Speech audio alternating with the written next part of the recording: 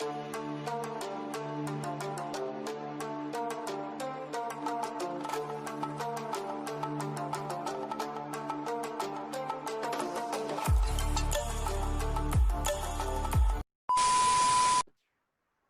alunos, tudo bem com vocês? Professor Vinícius aqui, trazendo mais uma aula de ciências. Nossa aula de hoje a gente vai retomar o conteúdo, né, da semana retrasada, onde a gente ia falando sobre água, seus poluentes, né, a influência que a água tem na nossa vida, consumo, né, de água e tudo mais, beleza? Vamos iniciar então com uma revisão do conteúdo que a gente já trabalhou, né, até o momento, lembrando alguns pontos para a gente então dar continuidade ao nosso conteúdo, beleza? Vamos lá então para a nossa aula.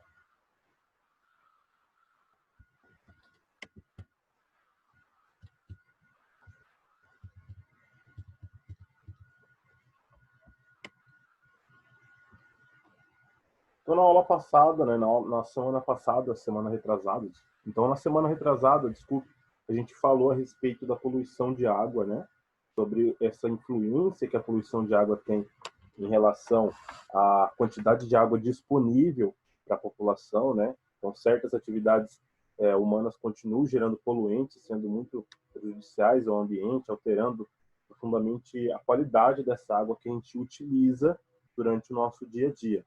A gente trabalhou a respeito dessas porcentagens em relação ao consumo de água no nosso meio, né? Então, ali, cerca de 8% do mundo é feito nas residências, 22% são as indústrias que acabam consumindo essa água, 70% é gasto com irrigação em plantações pelo planeta, tá? E no nosso país, cerca de 68,4%, tá? Também é gasto dentro dessas lavouras, dentro dessa plantação, para fazer essa irrigação, tá? Depois, então, de ser utilizada, né, essa água ela é devolvida à natureza sem tratamento adequado, como a gente já viu lá no nosso módulo 12, aonde que vai prejudicar os rios, lagos, lençóis freáticos e muito mais, a disseminação de doenças, como a gente já falou, né? Falamos também a respeito das poluições térmicas que a gente tem em relação às usinas termonucleares, né? Que são usinas que utilizam da água para fazer o resfriamento dos reatores nucleares, né? Como eu falei para vocês, que embora seja considerado um tipo de energia limpa, mas não é tão limpa assim como se imagina, né? O tipo de energia termonuclear. Aqui no nosso país a gente tem duas usinas termonucleares, que é a Angra 1 e Angra 2, que fica lá no Rio de Janeiro. Tá? A maior parte da nossa energia elétrica ela é provida de usinas hidroelétricas, né, que utilizam turbinas movidas à força da água, onde é represada uma grande quantidade de água. Né? Um exemplo que a gente tem aqui é uma das maiores que a gente tem no mundo, que é a usina de Itaipu. Tá? E a gente tem aqui próximo a gente a usina de Mauá, dentro do município de Ortigueira e Telemaco Borba. Tá? Também ele tem uma usina hidrelétrica bem próxima aqui da nossa região. Falando dessa poluição térmica, então, a água utilizada ela vai esfriar esses reatores nucleares, né, que é usado para produzir energia elétrica, e essa água ela é devolvida aos mares ou lagos e acaba alterando ali todo o ambiente onde ela é descartada. Por quê? Porque toda aquela vida, todos aqueles organismos que vivem ali dependem da água para sobreviver. E às vezes a água que chega ali, ela está numa temperatura muito alta para que eles consigam sobreviver, né? E aí pode influenciar diretamente na sobrevivência desses organismos, beleza?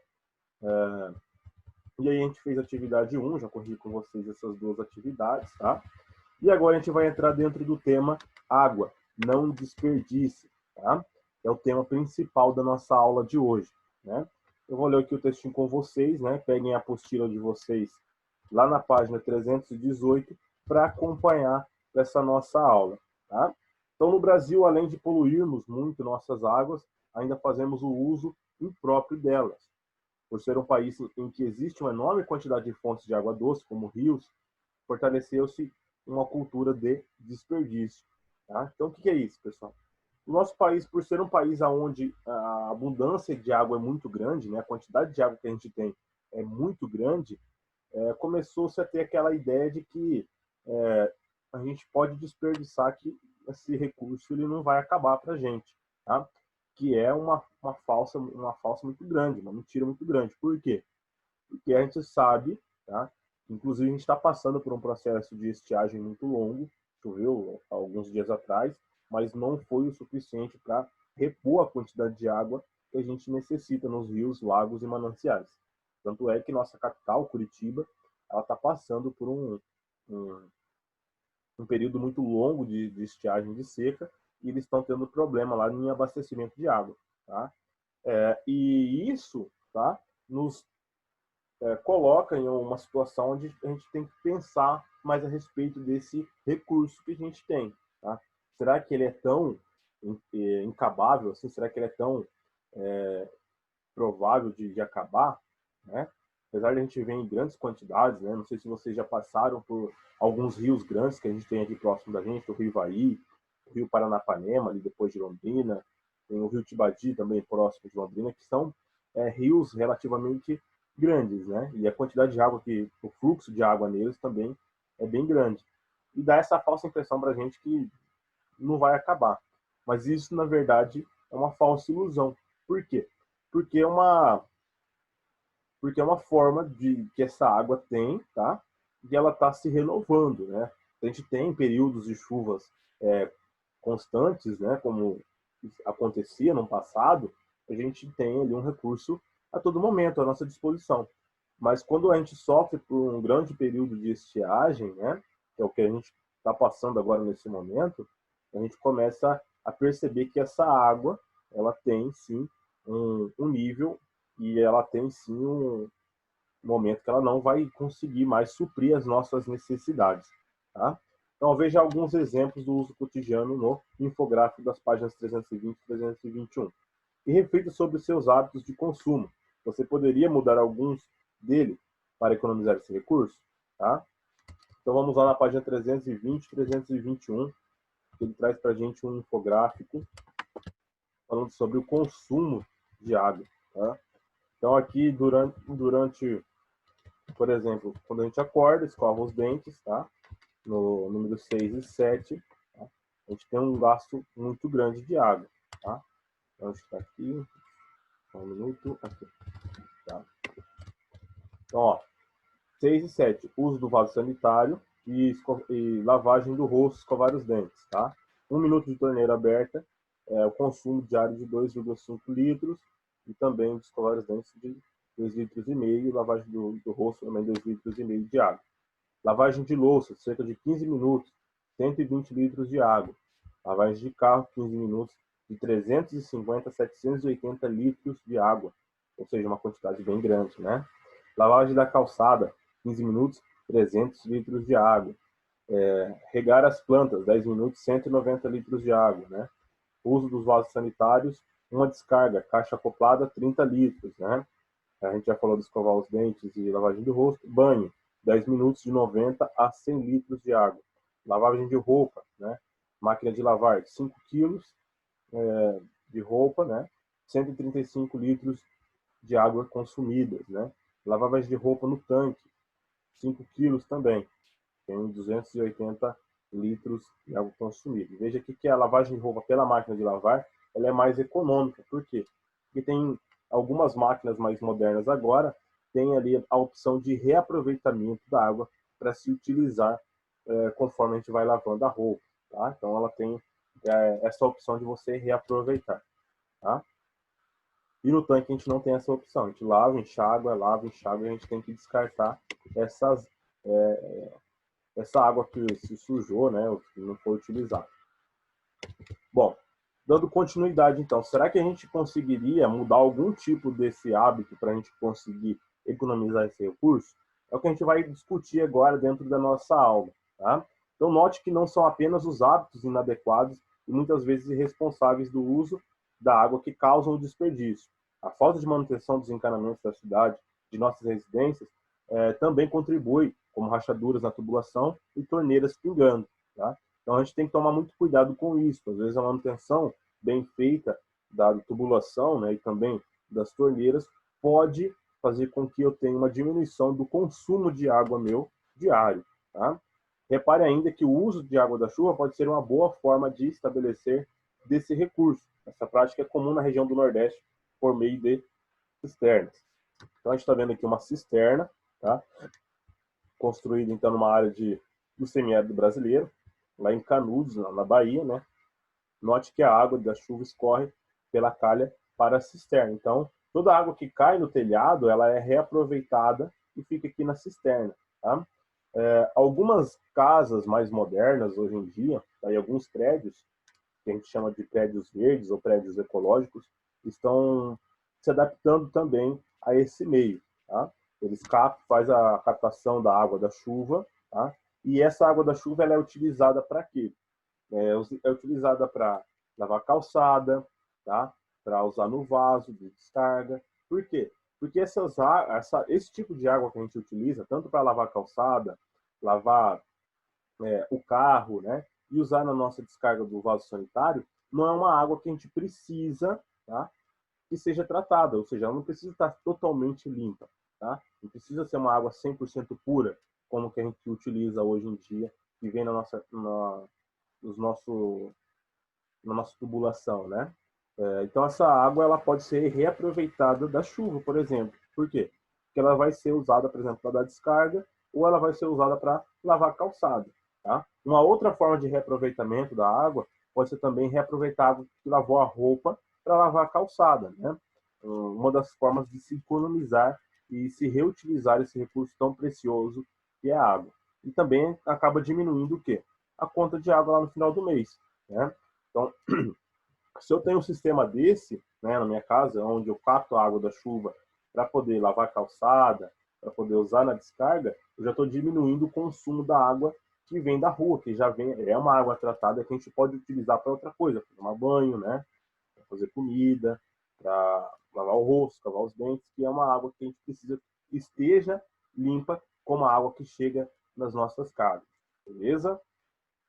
Então agora a gente vai falar um pouquinho sobre água virtual, né? O que seria água virtual, professor? Água virtual nada mais é que a água que foi consumida para a gente produzir alguma coisa. É água que a gente não consegue ver. Por exemplo, para produzir o meu celular, eu estou aqui, ou o celular de vocês. Vocês acham que consumiu água? A gente não consegue ver água no celular ou no computador, certo? Mas para ser produzido esse celular, para ser produzido esse computador, foi necessário água, tá? Por quê? Porque tem plástico aqui, tem vidro, tem componentes eletrônicos, tem uma indústria trabalhando para que esse produto seja produzido. E essa indústria consome água.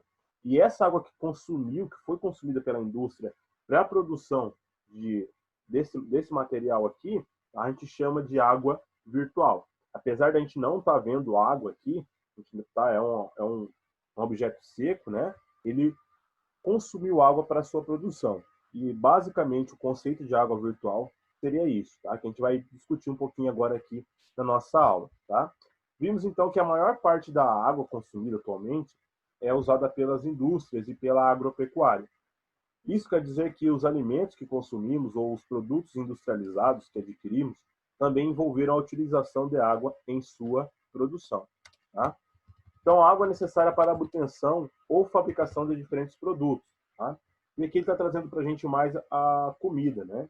Em relação à nossa comida no nosso dia a dia. 1 quilo de chocolate, tá? Então, o chocolate aqui dentro da nossa lista é um dos maiores, tá? Em maior quantidade de consumo de água que a gente tem. Tá? Então, 1 quilo de chocolate, ele tem aqui como produto final, né? Como quantidade de consumo de água de aproximadamente 17 mil litros, 196. 17.196 litros de água para produzir 1 quilo de chocolate. Ah, professor, mas foi tudo isso de água? Foi. Por quê? O chocolate ele é um produto industrializado, tá?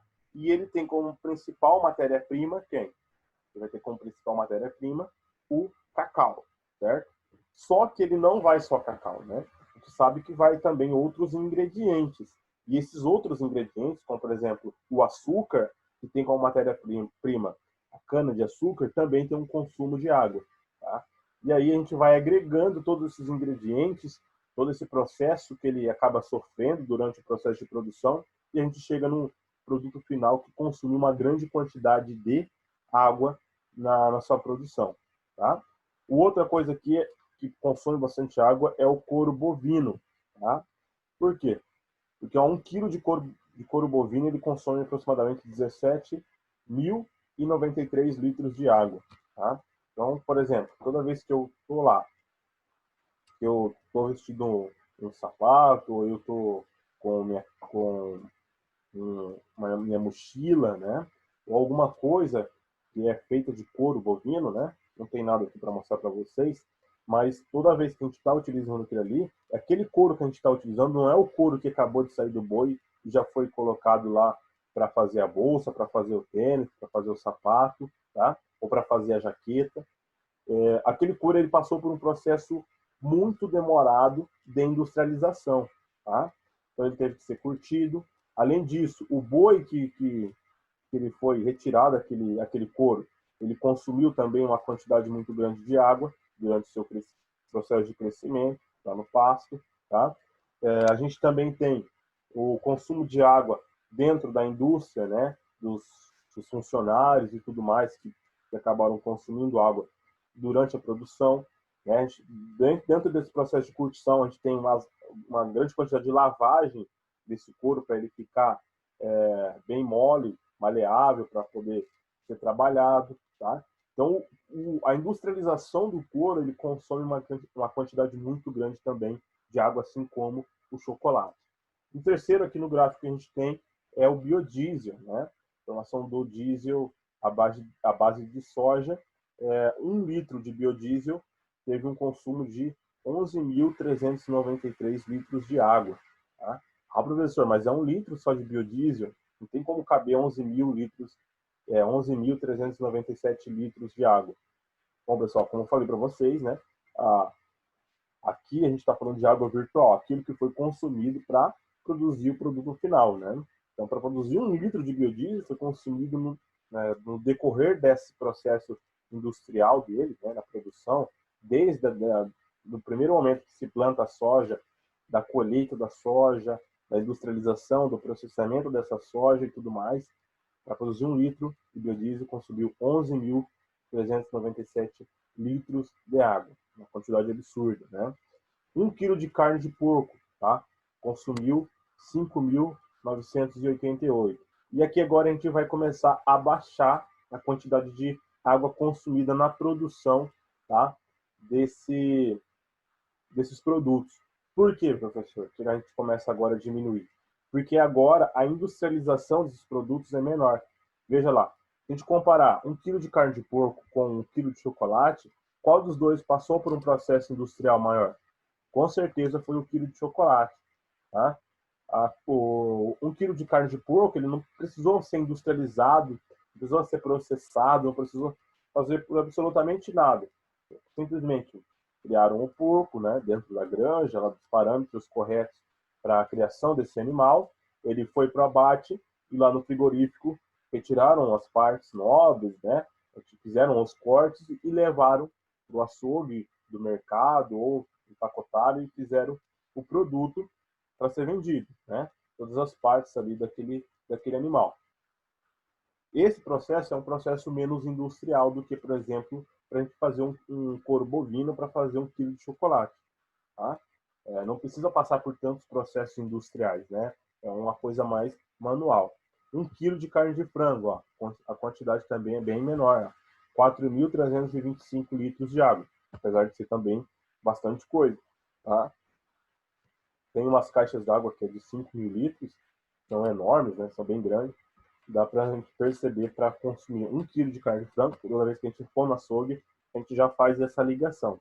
Quando a gente compra 1 quilo de carne de frango, a gente está comprando juntamente 4.325 litros de água que foram consumidos para a produção daquele 1 quilo de carne. Professor, isso daqui é exato? Tá? Não, pessoal, isso aqui não é exato. Não é que porque está aqui que é 4.325 toda vez que eu for comprar 1 quilo de carne, porque consumiu isso. Pode ser menos ou pode ser mais. Isso é uma estimativa que fizeram, tá, a respeito da produção desses produtos. Tá? 1 quilo de queijo, ó, 1 quilo de queijo, ele consumiu aí aproximadamente 3.178 litros de água para a sua produção. 250 gramas de algodão, ou o que vale a uma camisa, tá, de algodão.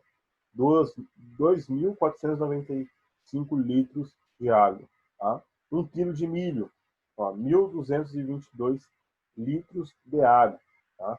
1 quilo de milho, menos industrializado ainda do que os outros que a gente acabou de falar. Por quê? Porque o milho ele só faz o quê? Planta e colhe. Tá? Você não tem um processo industrial para me formar 1 quilo de milho. Ele é mais natural. 1 quilo de maçã, mais natural ainda, né? Só depois que planta a árvore, não tem o processo de ficar replantando ela. Ela planta, depois que faz a plantação de maçã, ela forma uma árvore e aí você vai colhendo conforme passar do tempo. Tem o consumo aí de 822 litros de água, né? 1 quilo de laranja, 790 litros de água, tá? 1 quilo de alface, tá? Bem menor, né? 237 litros de água. E um ovo de 60 gramas, aproximadamente 196 litros de água, tá? Bom, pessoal, a gente já então, só comentando agora, né, no geral, a respeito desse volume de água virtual, que a gente chama de água virtual, né, que é a água que é consumida na produção desses produtos, tá? Isso aqui é um dado que ele é um pouco subjetivo, tá? Não, a gente não pode levar ele ao pé da letra, mas os números são bem próximos do que é consumido realmente, tá? Isso daqui é a fonte desses dados aqui, é a Empresa Brasil de Comunicação, né? Água Invisível. E aqui a gente tem um site, se a gente quiser acessar para ver esses dados que realmente estão batendo. E eu entrei realmente, tá? Esses dados aqui conferem com o que a gente tem aqui no nosso gráfico da apostila, beleza? Então, o gráfico mostra a quantidade de água utilizada para a obtenção de alguns produtos. Isso é chamado de água virtual, pois é consumida, mas não se encontra no produto final, como eu falei para vocês. Ela é consumida, mas a gente não consegue observar no nosso produto final essa água que foi consumida. Note que as quantidades necessárias de água para a produção de certos produtos são extremamente altas, né? Toda essa super exploração da água, principalmente pela agropecuária, mas também pelas indústrias e residências, faz com que ela se torne um bem muito valioso e cada vez mais escasso. Se considerarmos ainda que, segundo a ONU, a população mundial em 2030 será cerca de 8,6 bilhões de habitantes, superior aos quase 7,7 bilhões atuais. Não é difícil imaginar que a escassez de água se torne cada vez maior caso seja mantido o atual modo de vida da nossa sociedade. Tá? Então, se a gente manter os padrões de vida atuais, né, em um futuro muito próximo aí, a gente já vai sofrer com essa escassez de água. Tá?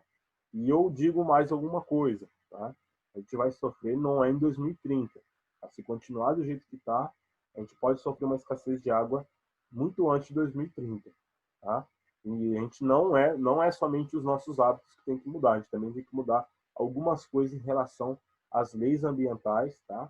Que regem o nosso país, o nosso estado, o nosso município e o nosso planeta. Continuar do jeito que está, a nossa a quantidade de água do nosso planeta potável, a quantidade de água que a gente consome, tá? Vai diminuir drasticamente. Por quê? Porque quem é o maior responsável pela formação de nuvens de chuva dentro do nosso planeta são as árvores. Tá? A gente vai falar a respeito disso mais para frente dentro da nossa disciplina de ciências, tá? Mas a formação de chuva só acontece graças à evaporação da água durante o processo de respiração das nossas árvores. E se a gente continuar desmatando como a gente está desmatando, a quantidade de vapor de água na nossa atmosfera vai diminuir e, consequentemente, a quantidade de chuva pode diminuir drasticamente. Tá? É uma coisa a ser pensada aí a longo prazo, a médio prazo e a curto prazo. Tá? Então, o que podemos fazer? Né? Qual é a nossa parte nisso tudo? Há muito que pode ser feito para exercer nossa cidadania, economizar evitar desperdícios, mudar nossos hábitos de consumo de água em casa, na escola, reduzir o consumo de produtos que requerem muita água em sua produção e cobrar dos governantes a manutenção dos equipamentos urbanos, como os encanamentos subterrâneos. E a implementação de medidas que contribuam para a preservação do meio ambiente, como o saneamento básico das cidades, né? Coleta e destinação adequada de resíduos sólidos e tratamento da água de esgoto. Isso é uma das formas que a gente pode trabalhar e tentar cobrar esses representantes, né, políticos que a gente tem em relação ao desperdício e consumo de água dentro da nossa região, dentro do nosso município, dentro do nosso estado, dentro do nosso país. Tá? E agora a gente vai falar um pouquinho aqui do Saiba Mais, né, da pegada hídrica. Né? Então, para calcular a chamada pegada hídrica de um indivíduo, de uma comunidade ou mesmo de uma empresa, é preciso somar todo o volume de água virtual utilizado na fabricação dos produtos e nos serviços consumidos pelo indivíduo, pela comunidade ou pela empresa. Assim, para o cálculo da sua pegada hídrica, por exemplo, é necessário somar toda a água virtual utilizada para produzir tudo o que você consome em determinado período de tempo. Existem alguns sites que fazem isso. Experimente calcular a pegada hídrica e se surpreenda. Tá? Então, a gente tem aqui esse site, né? Water Footprint, tá? Water Footprint, que é a água, a pegada hídrica de comida, tá? Calcular. Se vocês quiserem ter acesso a esse site, vocês entrem na apostila online ou peguem a apostila de vocês e digitem lá no navegador, tá? E acessem lá para a gente ver um cálculo. O cálculo é feito em um site em inglês, por isso pode pedir ajuda ao seu professor de inglês caso tenha alguma dúvida. Tá? Então, fica aí mais uma dica para vocês se quiserem fazer isso. Eu vou tentar acessar aqui, tá? Para a gente ver isso na prática, como funciona. Tá? Entrou. Tá?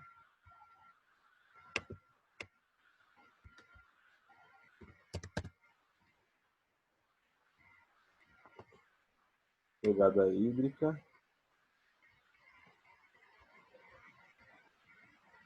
Aqui. Então, esse é o site, tá?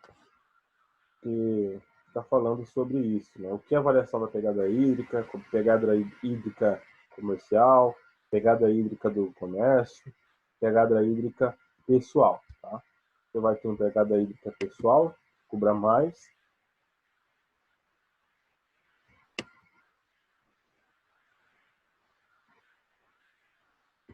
Calcule sua pegada hídrica. Vocês vão clicar aqui, tá? E aí você vai selecionar o seu país, vou colocar aqui Brasil, tá? Gênero masculino, hábito alimentar que a gente tem, tá? A gente vai colocar aqui consumo médio de carne, né, que eu consumo, tá? Renda brutal anual, tá? Então vamos colocar aqui 12 mil reais, por exemplo.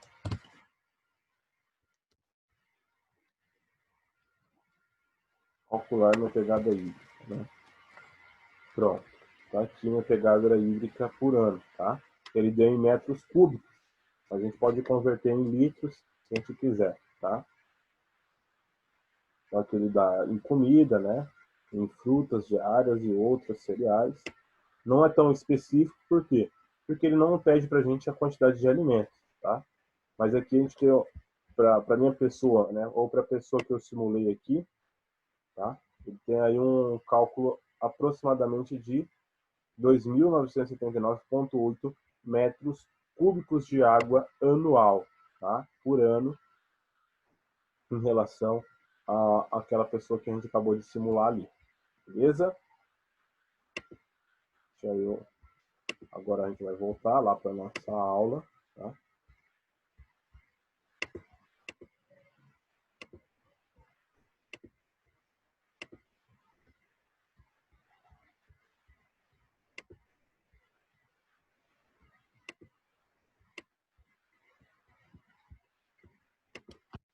Se vocês tiverem curiosidade, tá? É só entrar nesse site, como o professor entrou, e vocês vão conseguir fazer lá, calcular a pegada hídrica com os dados de vocês, tá? Consumo de água tratada em uma residência, tá? Então, há muito desperdício de água tratada nas residências.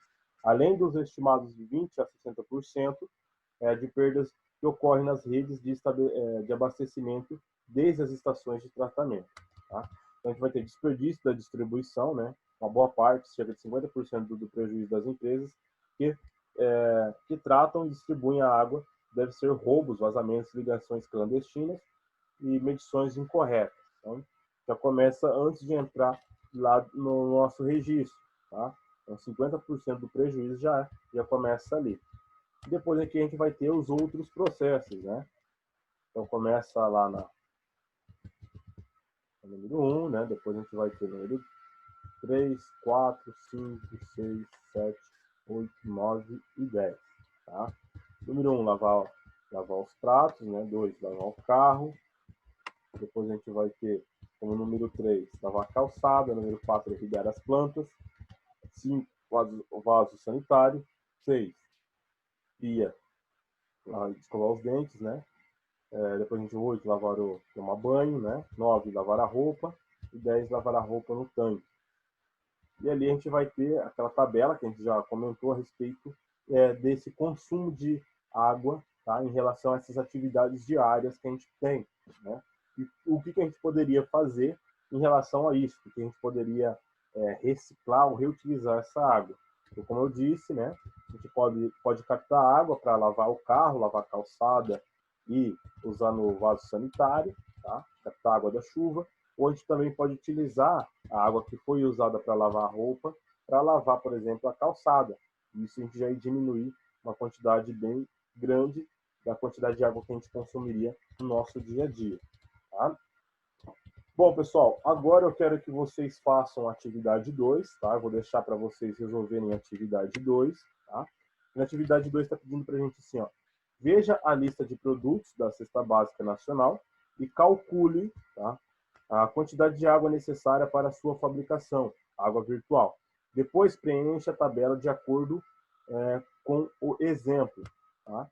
Então aqui a gente vai ter o exemplo, tá, para vocês. Então, começando lá pela carne de gado, né? Cesta Básica Nacional. 6 quilos de carne de gado.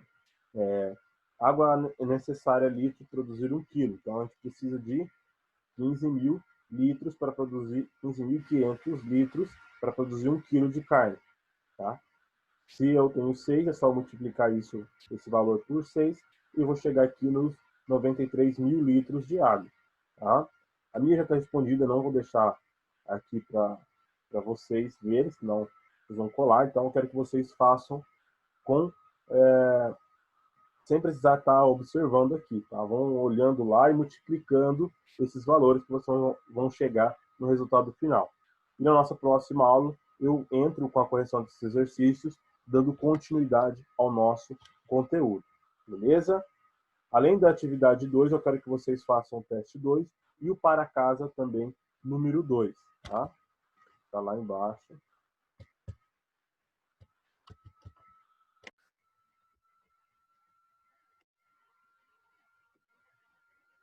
O teste 2, aqui ele está pedindo para a gente leia o trecho de uma notícia sobre a produção de refrigerante realizada por uma empresa em Belo Horizonte, e aí ele vai te dar as 4 alternativas a respeito dessa atividade. E o em casa, tá? Ele está pedindo para a gente lá no número 2, né? Indique que podem ser tomados para evitar o desperdício do uso da água em relação às seguintes ações, né?